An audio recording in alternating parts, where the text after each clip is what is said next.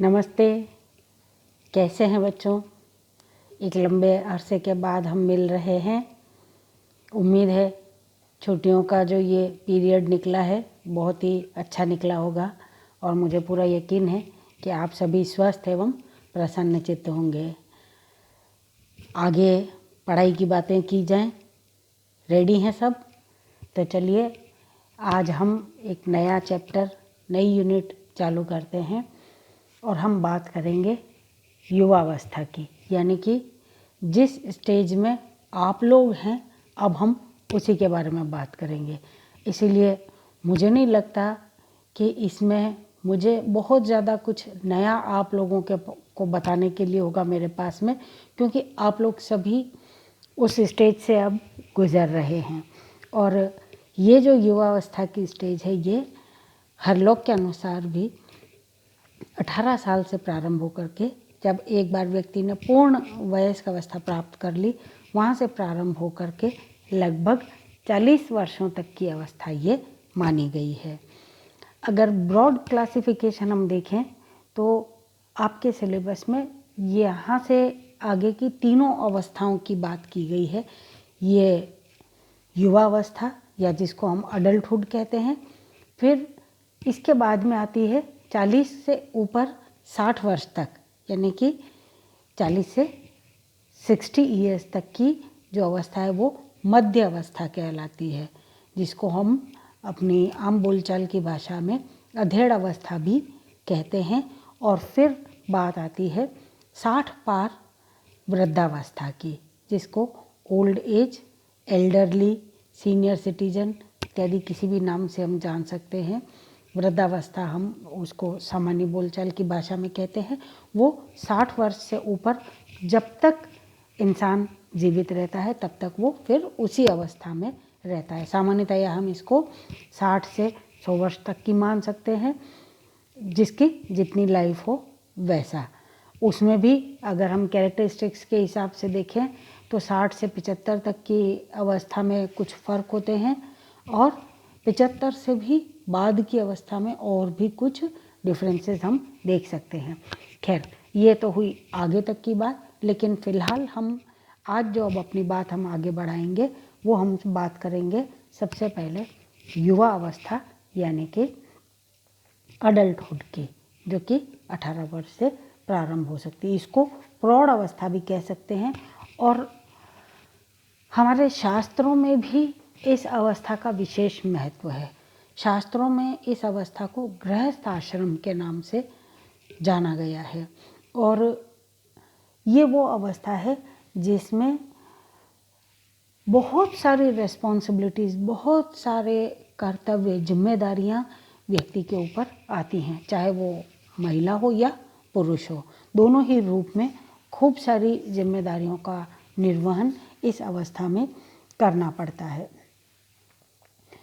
और इस अवस्था के मुख्य जो कैरेक्टरिस्टिक्स हैं उनमें सबसे पहले व्यवसाय का चुनाव, जीवन यापन के स्वरूप का निश्चय इसी दौरान होता है कि किस प्रकार का जीवन निर्वहन होगा। वो आजीविका के सोर्स के ऊपर निर्भर करता है कि किस तरह का व्यवसाय कर रहे हैं या नौकरी कर रहे हैं, जो भी वॉट एवर इट इज़, लेकिन वो डिसीजन भी अभी होते हैं और उनका निर्वहन भी इसी अवस्था में होता है। फिर ये कठोर परिश्रम और संघर्ष की अवस्था भी मानी गई है, क्योंकि इस समय जितनी मेहनत करेगा व्यक्ति उतना ही वो अपने लिए, अपने परिवार के लिए अच्छे रिसोर्सेज को अवेलेबल करवा पाता है। और अगर रिसोर्सेज अच्छे मिलते हैं तो व्यक्ति का जीवन जो है वो सुखदायक हो जाता है, वो प्रसन्नचित्त रह पाता है।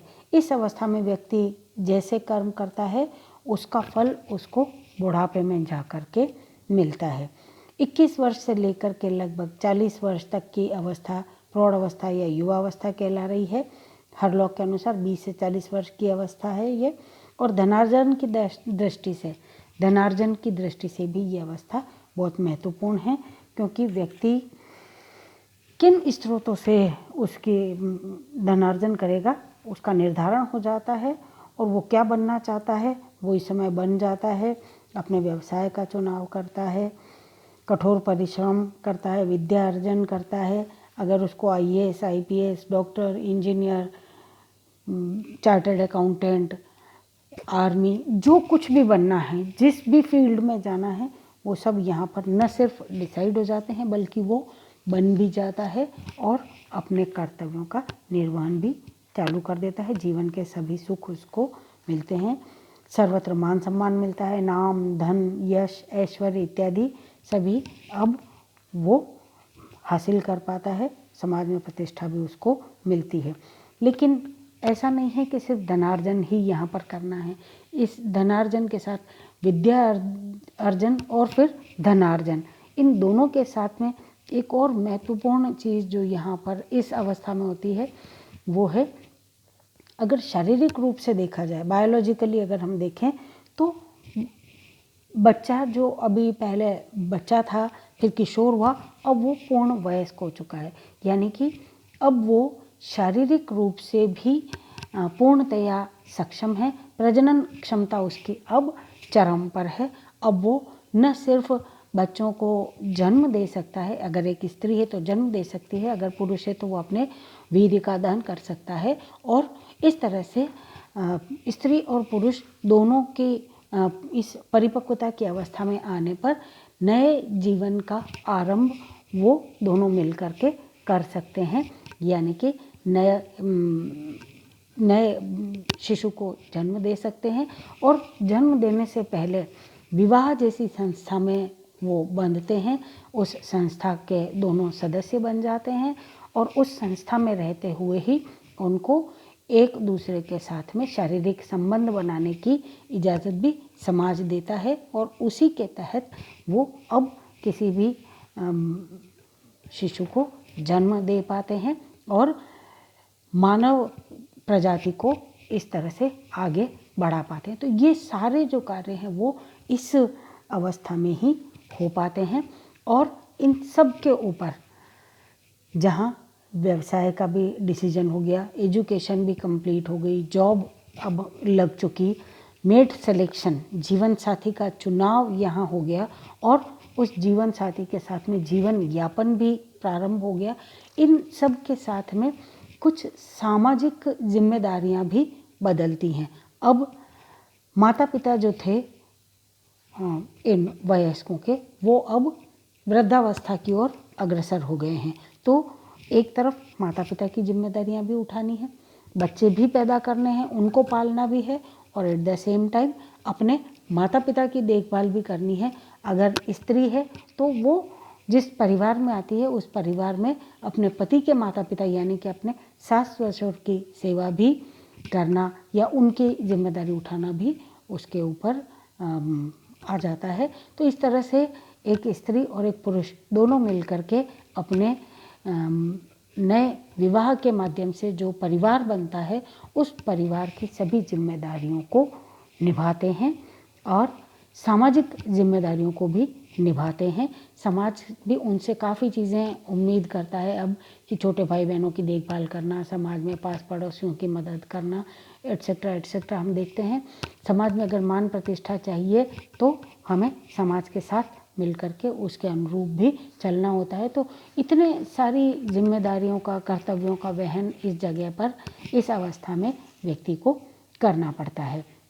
इन सब बातों से हमें स्पष्ट होता है कि युवावस्था एक संघर्ष की अवस्था है, जहाँ पर बहुत व्यक्ति को लगातार मेहनत करनी है, बहुत ज़्यादा मेहनत करनी होती है, और ये कांटों भरा रास्ता है जिस पर चलने के लिए बहुत ही धैर्य, साहस और सावधानी की ज़रूरत होती है। जीवन की चुनौतियों एवं संघर्षों का सामना करते करते कई बार बहुत से युवा इसमें परेशान भी हो जाते हैं, विचलित हो जाते हैं, और कई बार गलत डिसीजन भी ले लेते हैं, अपने आप को थका हुआ भी महसूस कर सकते हैं।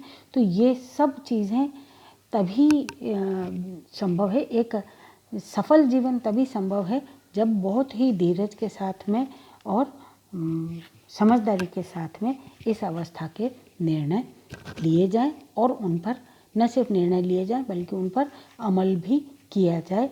लगातार प्रयास करते रहना ही इस अवस्था की खासियत है, क्योंकि हमने देखा बाकी सारी अवस्थाएं अभी तक जो आई वो छोटी हुआ करती थी। इस अवस्था को देखें, जो ये अवस्था है, कम से कम 20 साल तक इसी अवस्था में व्यक्ति रहता है। और 20 सालों में आप देखेंगे, 20 साल पहले आप क्या थे, बच्चे थे, आज आप पूर्ण वयस्क हो, तो 20 साल में आपने कितनी सारी अवस्थाएं निकाल ली। जब आप पैदा हुए, शैशव अवस्था, बचपन अवस्था, बाल्यावस्था, पूर्व बाल्यावस्था, उत्तर बाल्यावस्था, प्यूबर्टी, किशोरावस्था इत्यादि काफ़ी सारी अवस्थाओं से गुजर करके 20 साल में आप इस स्टेज पर पहुँचे हैं और अगले 20 साल तक अब आप इसी स्टेज में रहने वाले हैं।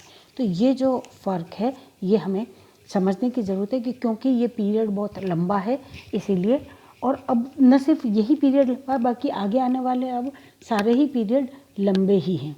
मध्य अवस्था है तो वो भी लगभग 20 साल की होती है, लेकिन यहाँ जो जिम्मेदारियाँ हैं वो डिफरेंट है। मध्य अवस्था की जिम्मेदारियाँ अलग हैं, उनके बारे में हम चर्चा बाद में करेंगे।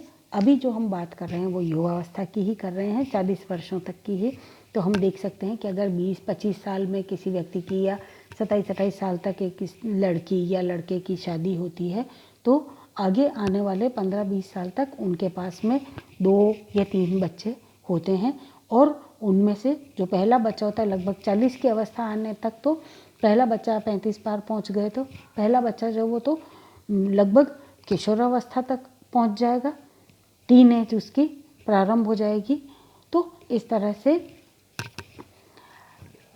न सिर्फ किसी एक शिशु को पैदा करना है, बल्कि 1, 2, 3 जितने भी हमारे परिवार की या हमारी अपनी इच्छाएं होती हैं उसके अनुरूप हम अपने बच्चों को जन्म देते हैं और उनको भी अलग अलग स्टेजेस में उनका लालन पालन करते हैं। तो ये इसकी कुछ जनरल हमने बात करी है। अब अगर हम इनकी स्पेसिफिक विशेषताओं को देखें तो सबसे पहले तो ये चुनाव, युवावस्था जो है ये व्यवसाय के चुनाव की अवस्था है। जैसा कि अभी हमने बात की है कि इसमें इससे पहले तक व्यक्ति पराधीन था, जब तक किशोर था तब तक हर चीज़ के लिए वो माता पिता पर डिपेंडेंट था, ख़ासतौर से फाइनेंशियल मैटर्स को लेकर के, डिसीजन मेकिंग को लेकर के। लेकिन अब वो अवस्था आ गई जहाँ पर वो अपने निर्णय स्वयं ले रहा है।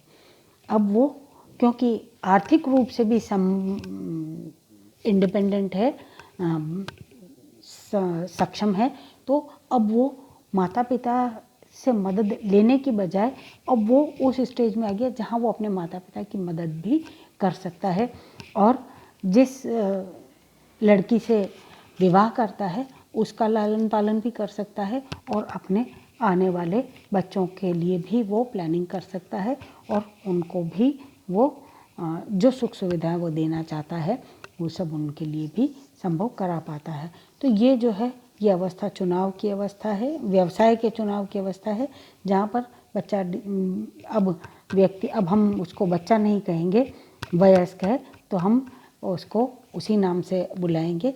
अब यहाँ पर वयस्क अपने सबसे पहले जॉब की कि मुझे क्या बनना है उसी के अनुरूप, जैसे अगर कोई इंजीनियर बनना चाहता है तो वो आईआईटी से या एनआईटी से या किसी भी इंजीनियरिंग कॉलेज से अपनी पढ़ाई करता है। इसी तरह से मेडिकल स्टूडेंट अगर वो डॉक्टर बनना चाहता है तो मेडिकल कॉलेज से पढ़ाई करता है। सीए बनना चाहता है तो अलग तरह की, जजेस जुडिशरी सर्विसेज में जाना चाहता है, बिजनेस में जाना चाहता है, या कोई शॉप वगैरह, बिजनेस भी बहुत सारी तरह के हो सकते हैं। वो अपनी पसंद के अनुरूप, अपनी आवश्यकता के अनुरूप और परिस्थितियों के अनुरूप कि परिवार में से कितना सपोर्ट मिल रहा है, परिवार में पहले अगर बिजनेस कम्युनिटी है परिवार में ऑलरेडी तो फिर हो सकता है बच्चा भी उसी तरफ जाए। घर में सब पहले से नौकरी करते आए हैं तो नौकरी करेगा, उसमें भी गवर्नमेंट की सर्विस करे, प्राइवेट सेक्टर में करे, इत्यादि इत्यादि। बिजनेस के लिए भी इसी तरह से they are lot many fields, vast field हैं। एक किराने की दुकान से लेकर के या एक चाय बेचने के ठेले से लेकर के या फल फ्रूट का ठेला लगाने से लेकर के और बड़ी बड़ी इंडस्ट्रीज़ तक सारी रेंज है। व्यक्ति अपनी काबिलियत, अपनी क्षमता के अनुसार अपने निर्णय करता है। तो इस तरह से वो सबसे पहले तो अपना व्यवसाय चुनता है, फिर उपयुक्त जीवन साथी।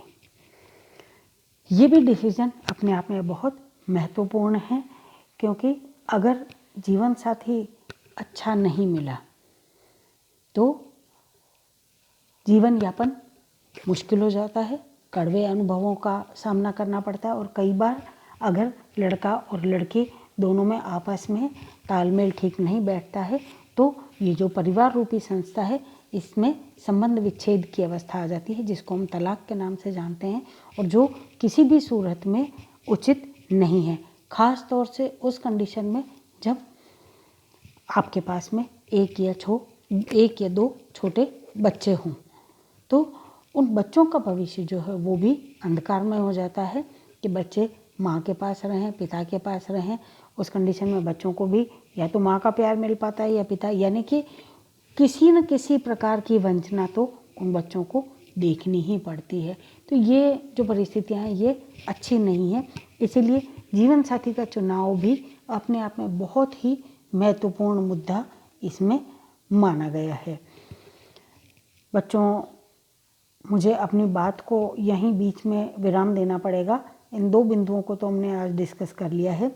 अगला जो बिंदु है ये है विवाह बंधन में बंधने की अवस्था है। तो पहले तो जीवन साथी के चुनाव की हमने बात की है कि सिलेक्शन ऑफ मेट सिलेक्शन किस तरह से होना चाहिए, कैसे होना चाहिए, वो यहाँ पर बहुत महत्वपूर्ण हो जाता है।